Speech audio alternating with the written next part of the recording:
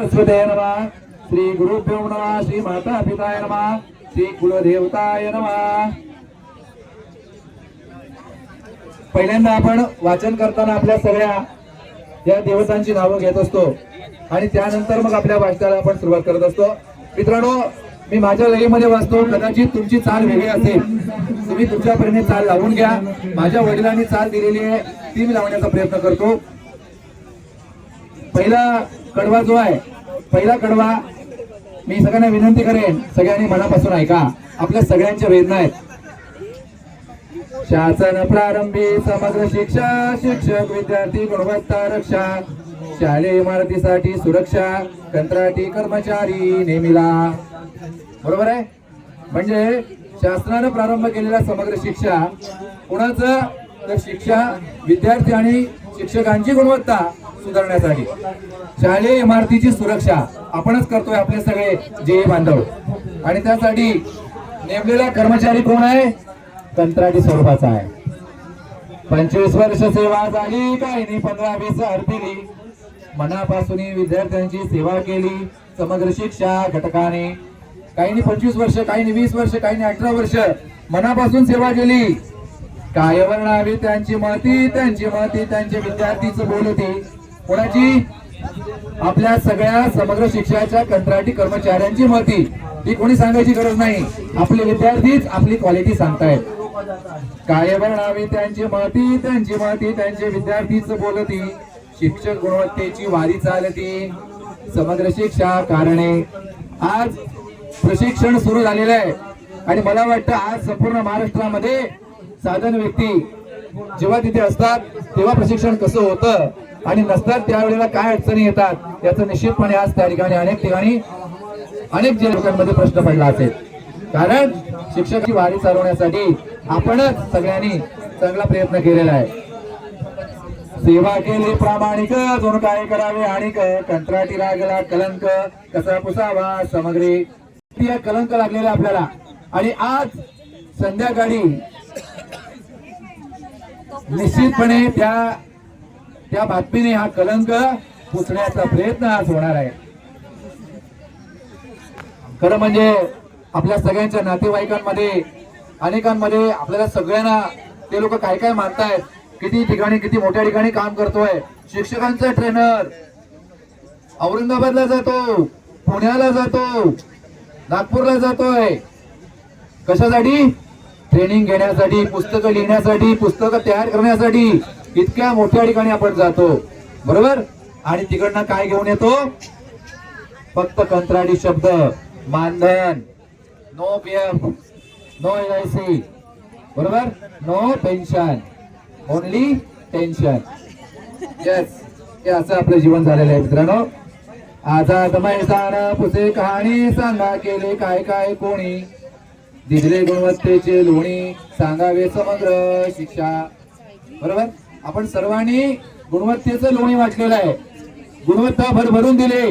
मग ते आमचे JE असतील, आमचे MIS असतील, आमचे लेखा असतील, आमचे डेटा एंट्री ऑपरेटर असतील, KGB असतील, समग्र शिक्षणाचे सगळं स्टाफ असेल, साधन व्यक्ती असतील, आणखी 13 कॅडर, कोणीही काही सोडलेले नाही. फक्त गुणवत्ता गुणवत्ता आणि गुणवत्ता देण्याचं काम आपण केलेलं आहे. गुणवत्तेसाठी जन्म झाला, मुलगी मुलगा समान झाला, सर्व शिक्षण अभियान आला कंटारी घेऊन. बरोबर. आपण पेन्सिल बघतोय आपली, बरोबर ना, आहे की नाही. काय लिहिलं पेन्सिल वरती आपण, सब बडे. बरोबर आहे. मग त्या पेन्सिल वरती एक मुलगा आहे आणि एक कोण आहे, मुलगी आहे.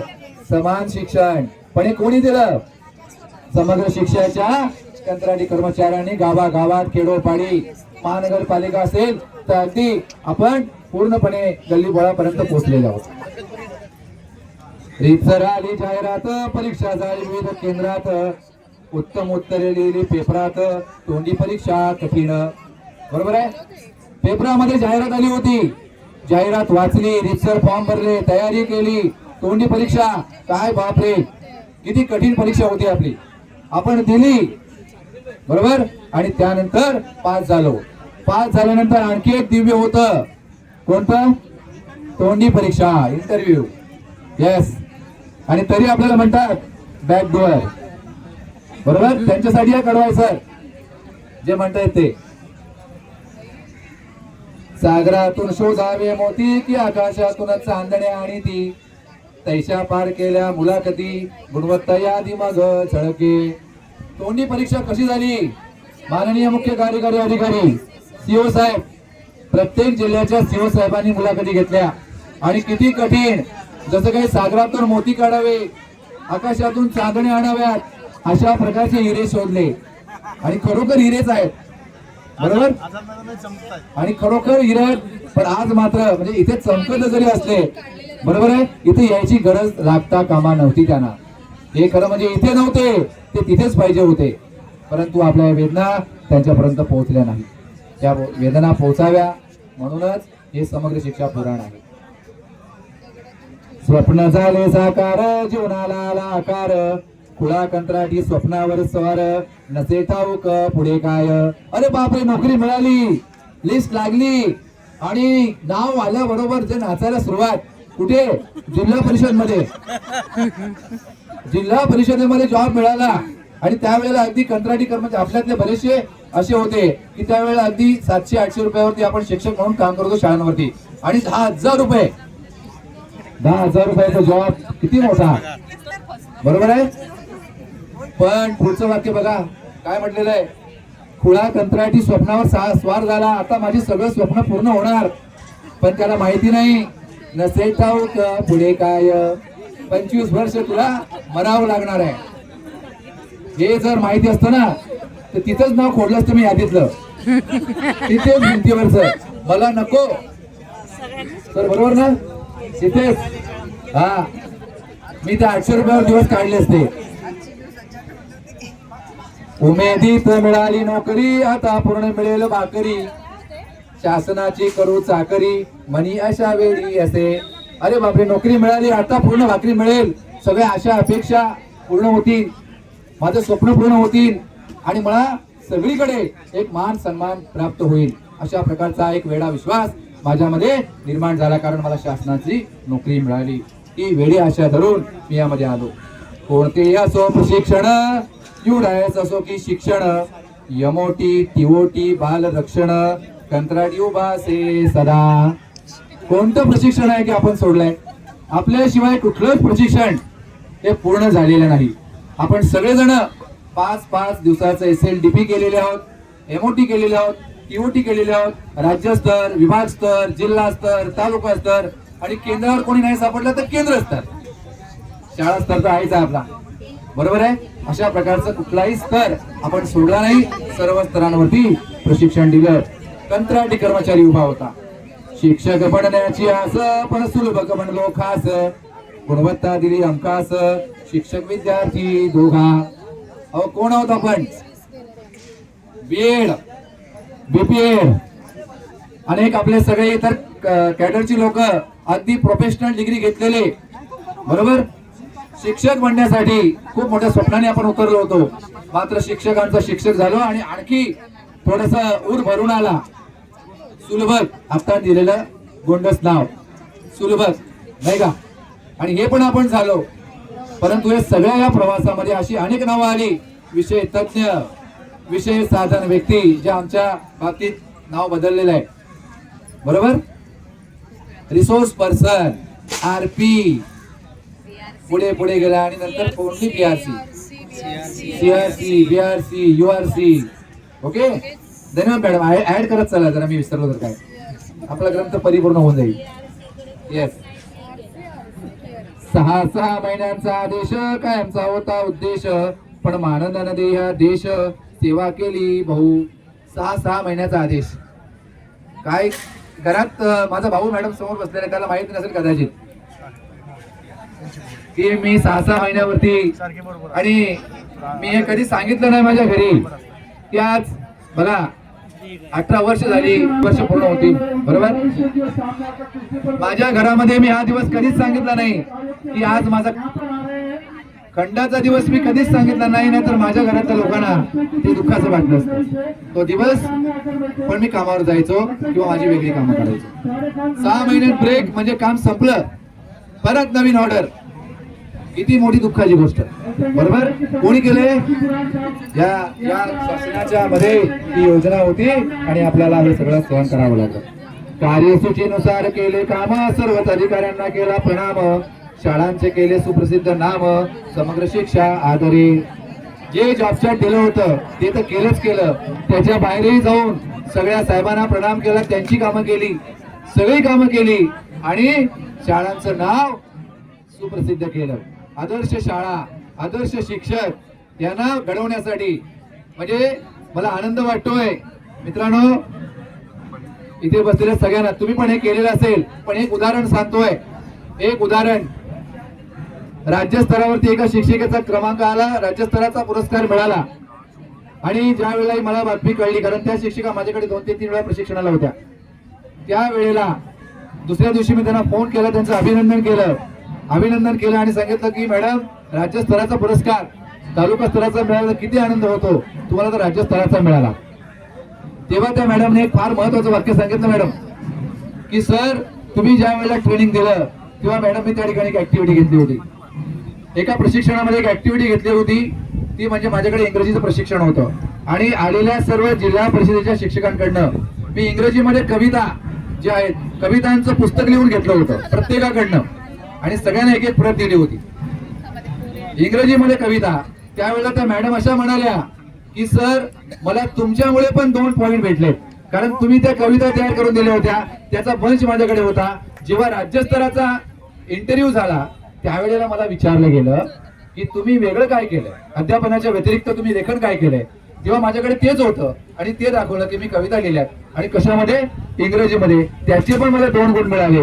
मला खूप आनंद वाटला मॅडम. एक छोटीशी ऍक्टिव्हिटी त्या शिक्षकाला राज्यस्तरापर्यंत घेऊन गेली. अतिशय आनंद मला वाटला की चला कुठेतरी आपण ते काम छान करतोय. म्हणजे शाळांचं नाव, शिक्षकांचं नाव आपण सुप्रसिद्ध करण्याचं काम केलेलं आहे. पार पाडले मेळावे, खेडोपाडी लागे जावे, गुणवत्ता वाढली प्रभावे, ध्यास कंत्राटी घे, वेडा रे वेडा, नाही का. गुणवत्ता वाढली पाहिजे, क्वालिटी वाढली पाहिजे. मग किती दुर्गम भाग असो, ट्रायबल एरिया असो, किती म्हणजे आपल्या महानगरपालिकामध्ये तर किती आतमध्ये झोपडपट्टी जावं लागलं असो, आपण जातो, पालकांपर्यंत पोहोचतो. शाळा बाह्य विद्यार्थी आमच्या शिंदे मॅडम जे आहेत यांच्याकडे आमचा विषय आहे, एकही बालक शाळा बाहेर राहता कामा नये आणि वयानुरूप प्रवेश. मॅडम बरोबर ना? बातमी आलेली आहे, पत्र टाकतायत मॅडम. येस, तो सर्वे करा. एकही बालक शिक्षणापासून वंचित राहता कामा नये. दाखल म्हणजे ही मुलं कोणामुळे दाखल झाली मॅडम?